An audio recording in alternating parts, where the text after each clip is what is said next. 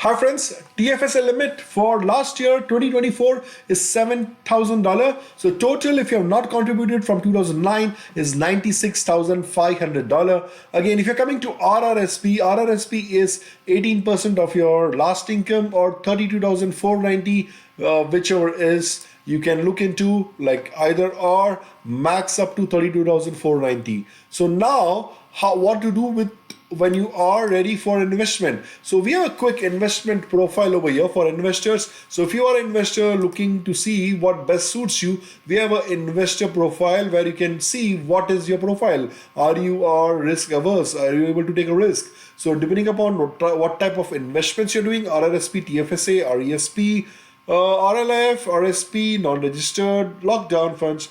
So these are the questionnaires you need to answer, and that would generate some points over here. Like if your age over 71, it's 1 point. 18 to 40 is 20 point. 41 to 54 is 10 point.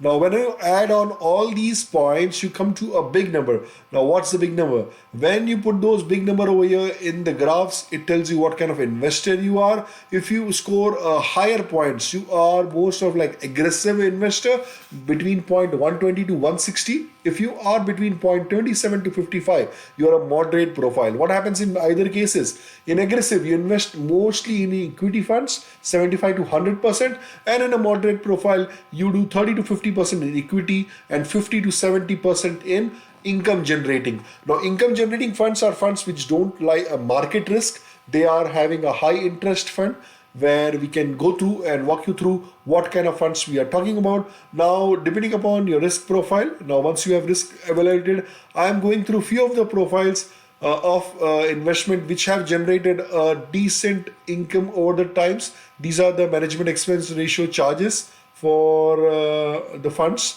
and you can have more information on that with us. So let's talk about funds performance. So funds performance, US DAC funds. So if you had invested in US DAC fund of IA and their split of investment is over this, 52% is in US stocks and sector allocation is there, geographical location is there, but 97% of the stock was in USA. What was the return?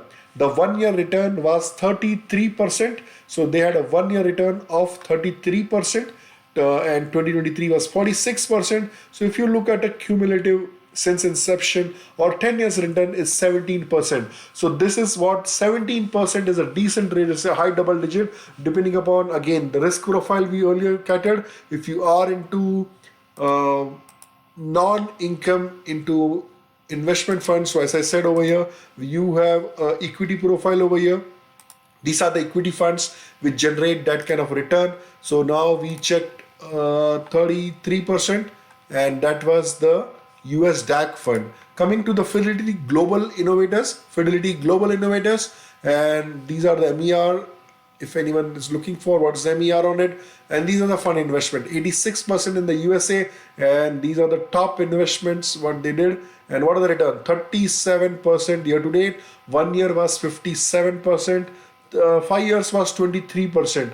So that's a fund return on this. If you're looking at Canadian equity performed well enough. So 30% is in all these stocks, and this is the sector allocation. 92% of the stocks were in Canada.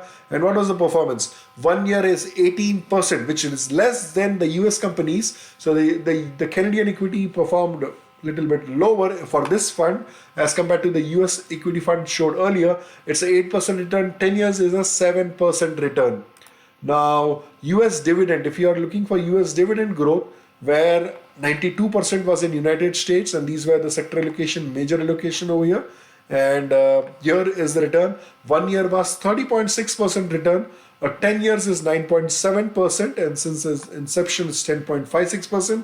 So this is the return what you're looking at. US equity had a return of 1 year 31%, so around 30%, similar to the other funds. Thematic innovation, and this fund had a return of 36.73%. 5 years return was 15%.